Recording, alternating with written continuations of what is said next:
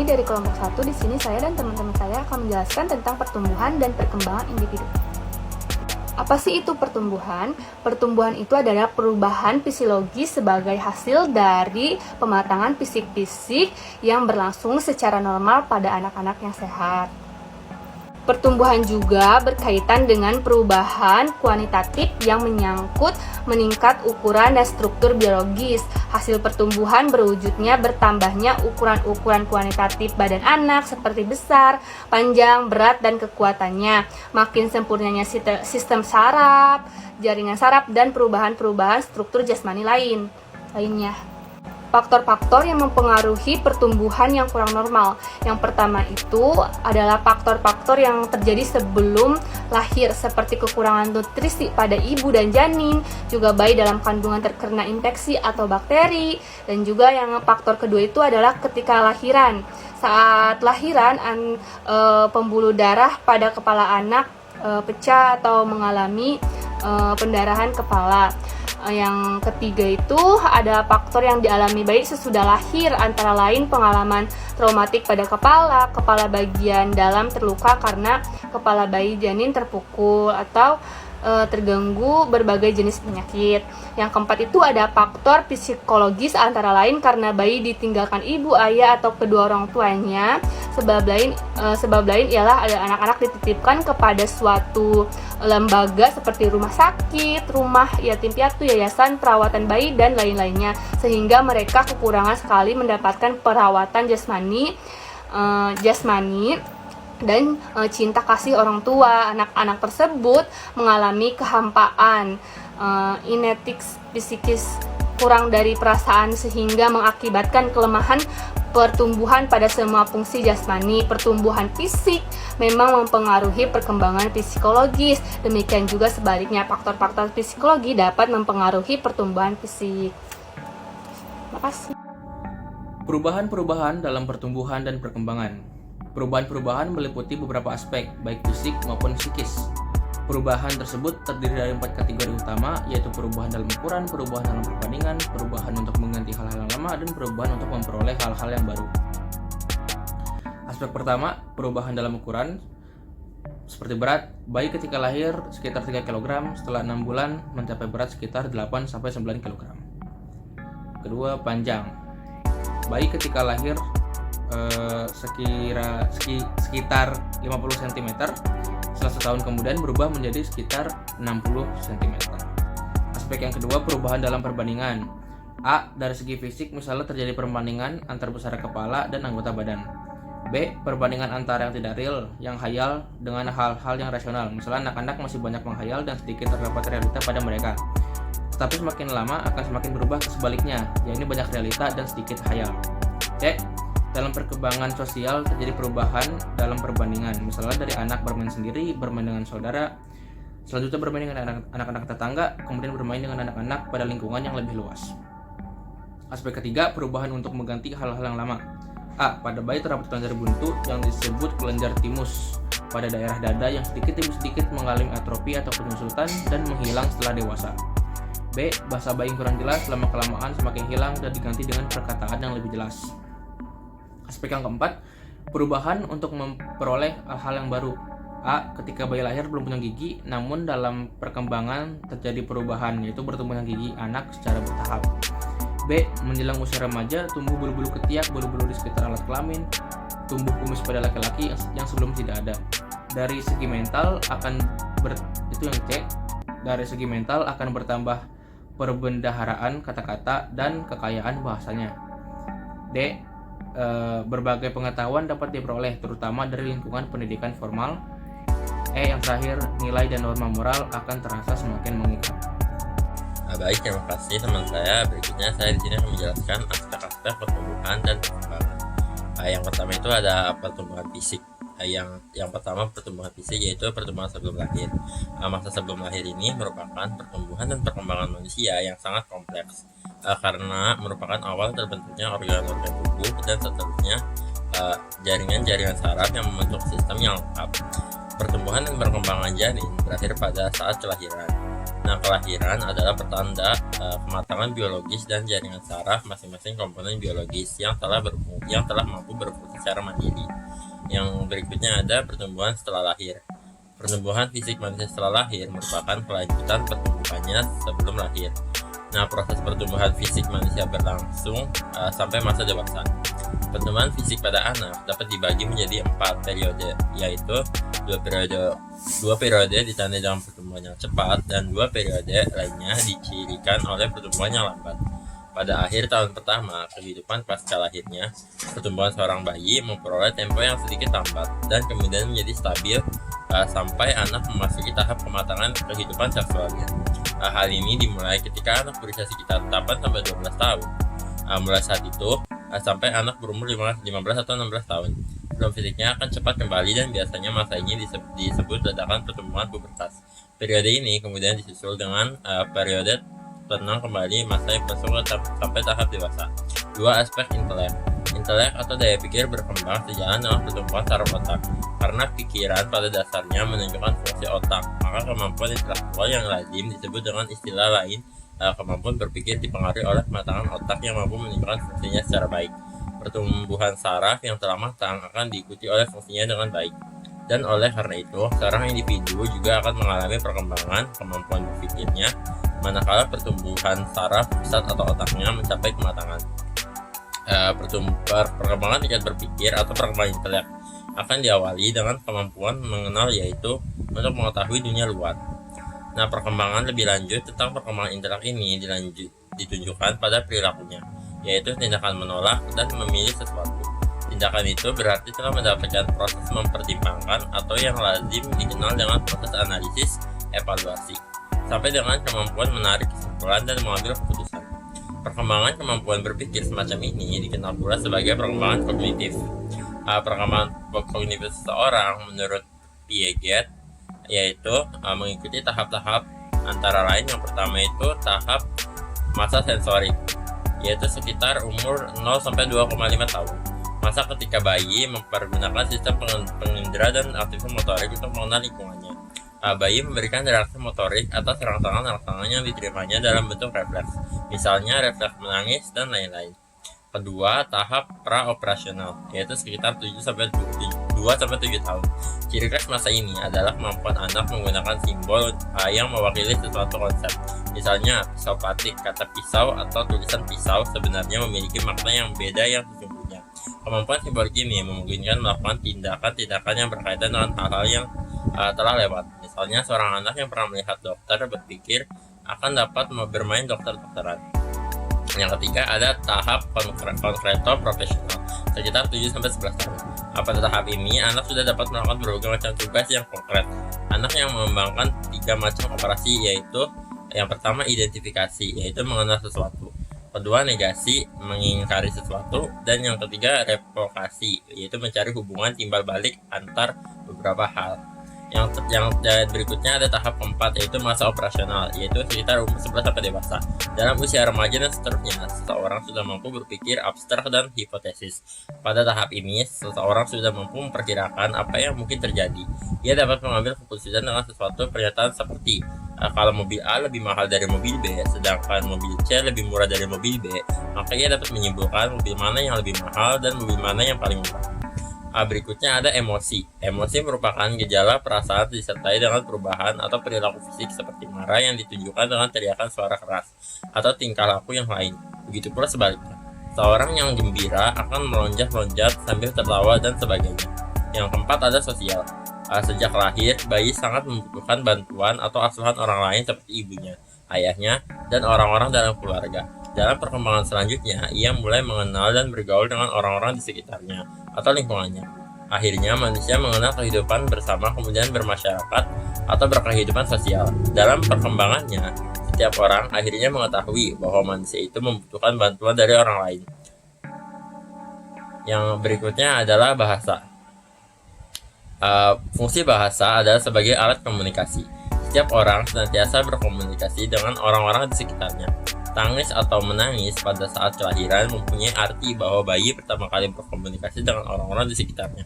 Bicara adalah bahasa suara atau bahasa lisan. Dalam perkembangan awal berbahasa lisan, bunyi menyampaikan isi pikiran atau perasaan dengan tangis dan atau ocehan. Seorang bayi yang telah berusia 6-9 bulan mulai berkomunikasi dengan satu kata atau dua kata. Demikian seterusnya. Anak mampu menyusun kata-kata dan juga kalimat. Berikutnya ada bakat. Bakat merupakan kemampuan tertentu atau khusus yang dimiliki oleh seorang individu yang hanya dengan rangsangan atau sedikit latihan, kemampuan itu dapat berkembang dengan baik. Bakat merupakan hal yang sangat penting sehingga sehubungan dengan bidang pekerjaan atau tugas. Kemudian dalam bidang pendidikan sangat memperhatikan bakat tersebut.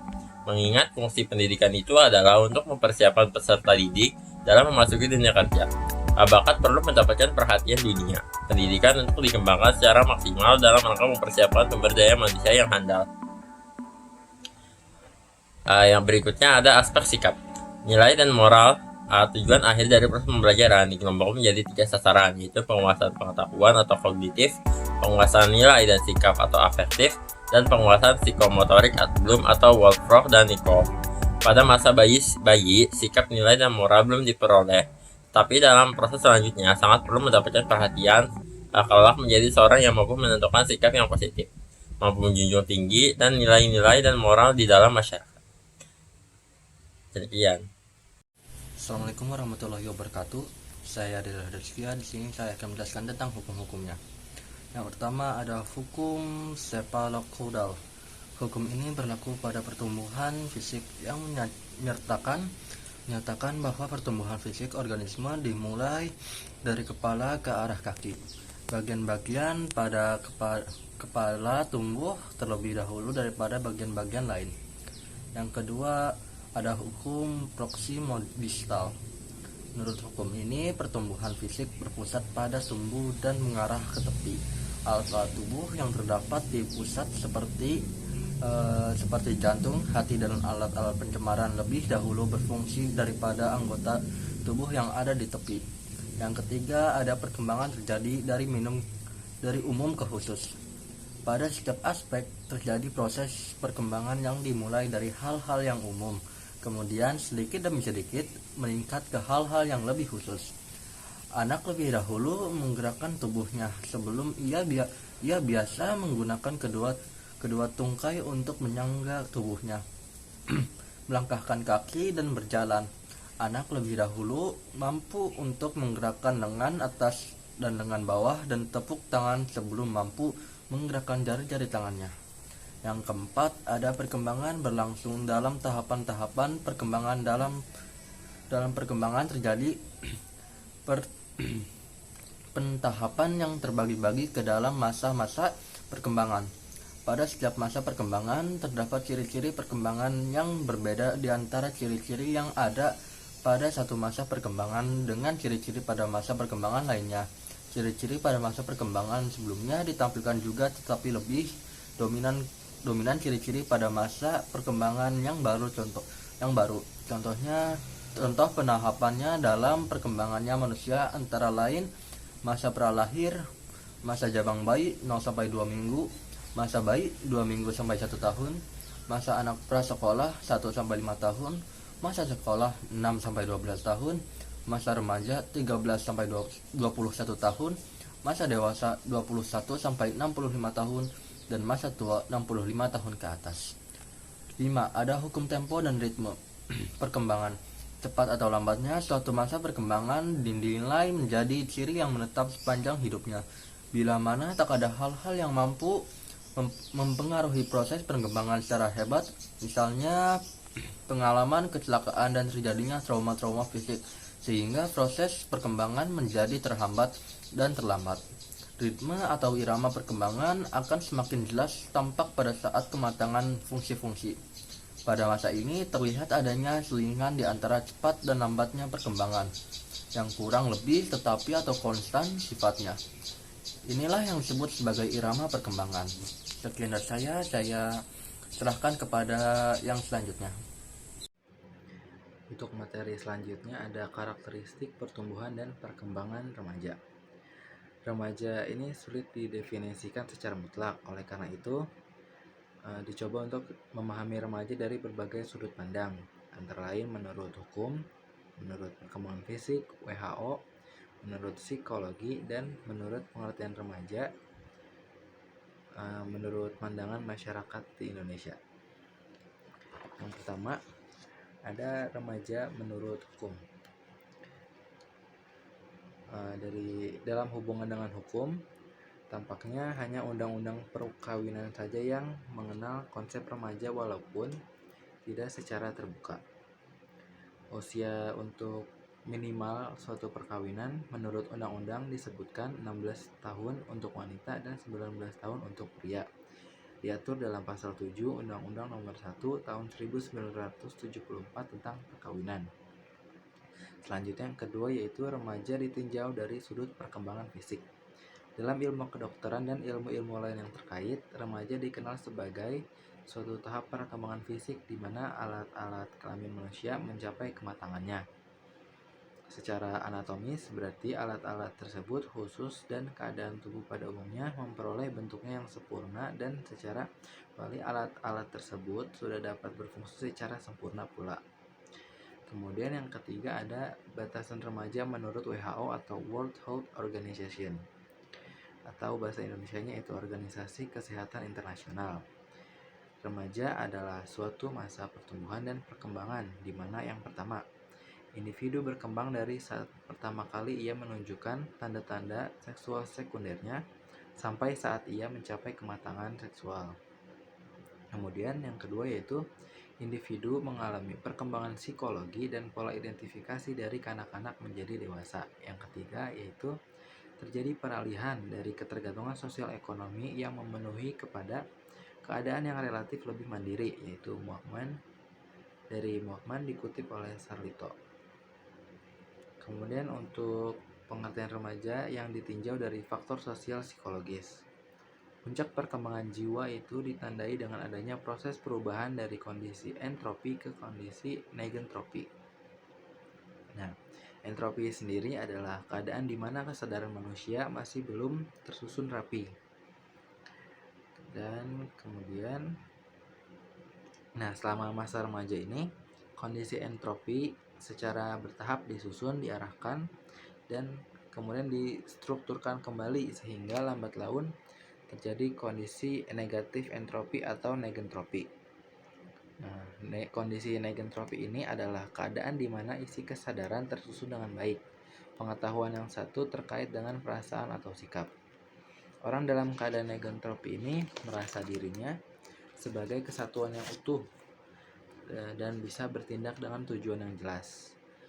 Ia tidak perlu dibimbing lagi untuk bisa mempunyai tanggung jawab dan semangat kerja yang tinggi. Dan kemudian definisi yang terakhir yaitu definisi remaja untuk masyarakat Indonesia. Sebagai pedoman umum untuk remaja Indonesia dapat digunakan batasan usia 11-24 tahun dan tentunya belum menikah. Pertimbangannya yaitu dapat diurai sebagai berikut. Yang pertama, usia 11 tahun adalah usia di mana umumnya tanda-tanda seksual sekunder mulai tampak atau kriteria fisik.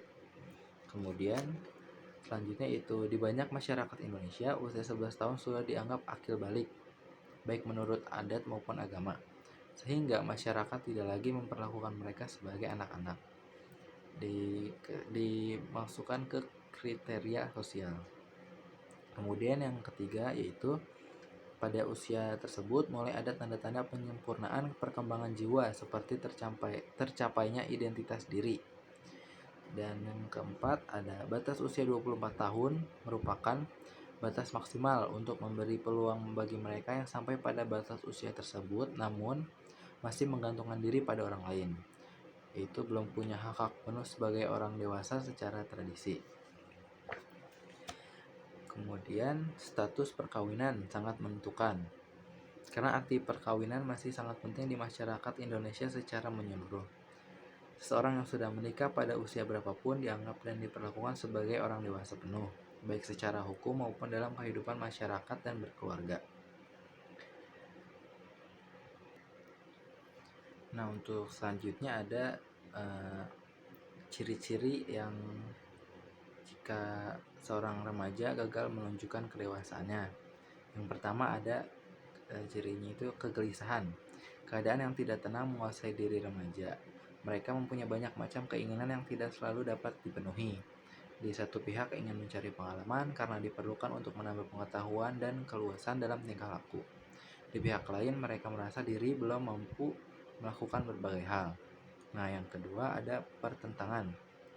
Pertentangan yang terjadi di dalam diri mereka juga menimbulkan kebingungan baik bagi diri mereka maupun orang lain. Pada umumnya timbul perselisihan atau pertentangan pendapat dan pandangan antara si remaja dan orang tua yang biasanya terjadi. Dan kemudian selanjutnya pertentangan ini menyebabkan timbulnya keinginan remaja yang hebat untuk melepaskan diri dari orang tua. Akan tetapi keinginan untuk melepaskan diri ini ditentang lagi oleh keinginan rasa aman di rumah. Mereka tidak berani mengambil resiko dari tindakan meninggalkan lingkungan-lingkungan yang aman di antara keluarganya. Dan juga keinginan untuk melepaskan diri secara ekonomis untuk tidak selalu memperoleh bantuan dari keluarga dalam hal keuangan. Yang kemudian ada yang ketiga yaitu berkeinginan besar untuk mencoba segala hal yang belum diketahuinya. Mereka ingin mencoba apa yang dilakukan oleh orang dewasa. Contohnya seperti remaja pria mencoba merokok secara sembunyi-sembunyi, seolah-olah ingin membuktikan apa yang dilakukan oleh orang dewasa dapat pula dilakukan oleh si remaja laki-laki tersebut. Nah, untuk remaja putri, mulai bersolek menurut mode dengan kosmetik terbaru. Keinginan mencoba pada remaja ini dapat berakibat negatif apabila mereka diajak untuk mencoba menghisap ganja atau menyuntik morfin. Kemudian ada yang keempat itu keinginan menjelajah ke alam sekitar yang lebih luas. Misalnya melibatkan diri dalam kegiatan pramuka, kelompok atau himpunan pecinta alam, dan sebagainya. Keinginan menjelajah dan menyelidiki ini dapat disalurkan baik kepada kegiatan yang bermanfaat seperti mendaki dan kegiatan-kegiatan yang melibatkan alam. Kemudian yang kelima yaitu mengkhayal dan berfantasi. Khayalan dan fantasi remaja banyak berkisar mengenai prestasi dan tangga karir. Khayalan dan fantasi tidak selalu bersifat negatif, namun dapat juga bersifat positif. Melalui khayalan dan fantasi yang positif dan konstruktif, banyak hal dan ide baru yang dapat diciptakan oleh para remaja. Kemudian yang terakhir ada aktivitas berkelompok. Kebanyakan remaja-remaja menemukan jalan keluar dari kesulitan-kesulitannya dengan berkumpul, melakukan kegiatan bersama, mengadakan penjelajahan secara berkelompok. Nah, keinginan kelompok ini tumbuh sedemikian besarnya dan dapat dikatakan merupakan ciri dari masa remaja.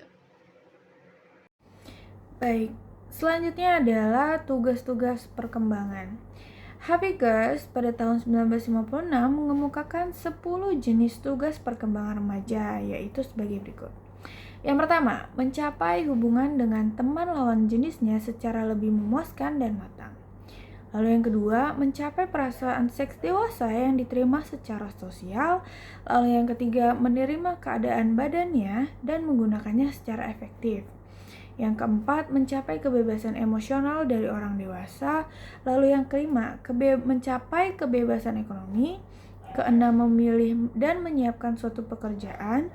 Yang ketujuh, menyiapkan perkawinan dan kehidupan berkeluarga. Yang kedelapan, mengembangkan keterampilan dan konsep intelektual yang perlu bagi warga yang kompeten. Yang kesembilan, menginginkan dan mencapai tingkah laku yang bertanggung jawab secara sosial. Dan yang kesepuluh, menggapai suatu perangkat nilai yang digunakan sebagai pedoman tingkah laku.